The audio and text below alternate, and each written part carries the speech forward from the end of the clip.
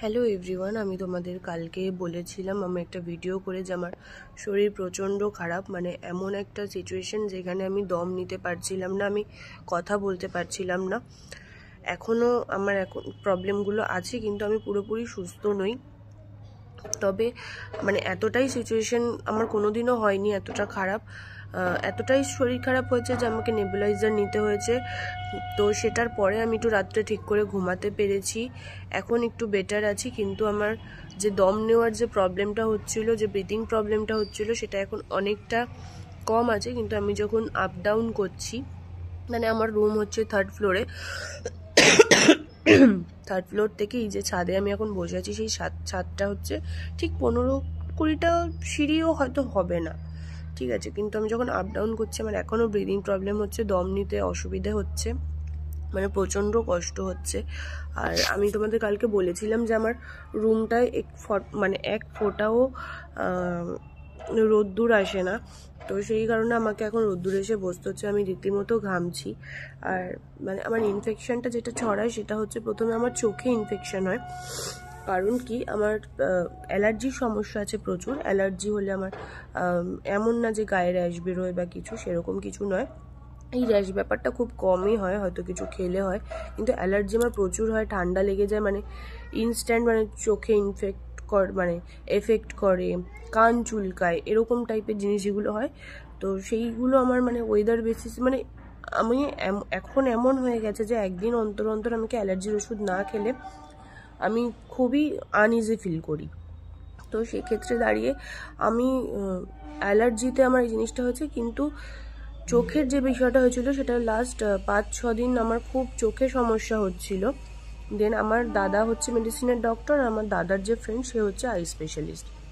তো আমি সেই দাদাকে মেসেজ করি, মানে যে আই স্পেশালিস্ট, তাকে আমি ডিরেক্ট মেসেজ করি যে আমার চোখে এরকম হচ্ছে। তো আমাকে সে ইমিডিয়েটলি একটা ড্রপ দিল, একটা মলম দিল, এবং বলল যে একটা অ্যালার্জির ওষুধ দিল।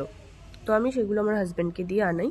আমি সেগুলো যখন ইউজ করলাম, মানে চোখের যে একটা সমস্যা ছিল সেটার জন্য ইউজ করলাম, ঠিক এক রাতের মধ্যে আমার ঠান্ডা লাগতে শুরু করলো। মানে অবস্থা খুবই খারাপ, মানে চোখের যে অবস্থা হয়েছিল, তোমরা লাস্ট প্রিভিয়াস কিছু ফটো দেখলে বুঝতে পারবে যে আমার লেফট সাইডের চোখটা ফোলা ফোলা, এখনো হয়তো হালকা ফোলা আছে, কিন্তু তোমরা লাস্ট কিছু ফটো দেখলে বুঝতে পারবে যে চোখটা ফোলা ফোলা।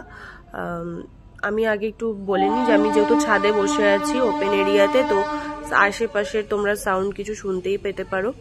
কিন্তু হ্যাঁ, এবার যেটা বলছিলাম, তো আমার দাদা যেহেতু মেডিসিনের ডক্টর, আমি দাদাকে বললাম। দাদা প্রথমত বললো, আমার বর তার আগে আমাকে নেবুলাইজার দিয়ে দিয়েছে দাদা বলার আগে, এবং কিছু ওষুধও আমাকে এনে দিয়েছে। তো আমার দাদা বললো যে এটা খুবই ভালো করেছো যে নেবুলাইজার দিয়েছো ওকে। কিন্তু আমি দাদাকে যখন বললাম এরকম চোখে ইনফেকশন হয়েছিল, বললো তোর বেসিক্যালি চোখ থেকে এটা মানে চেস্টে ছড়িয়ে গেছে। এখন এমন হয়েছে যে মানে আমি কথা বলছি, তাও এখন আগের থেকে বেটার কথা বলতে পারছি, কিন্তু আমি এর আগে সেটাও পারছিলাম না, আমাকে জোর করে কথা বলতে হচ্ছিল। মানে অবস্থা ভীষণই শোচনীয় অবস্থা আমার এর আগে কখনো এরকম হয়নি, মানে এরকম ক্রিটিক্যাল অবস্থা তো আমার কখনোই হয়নি।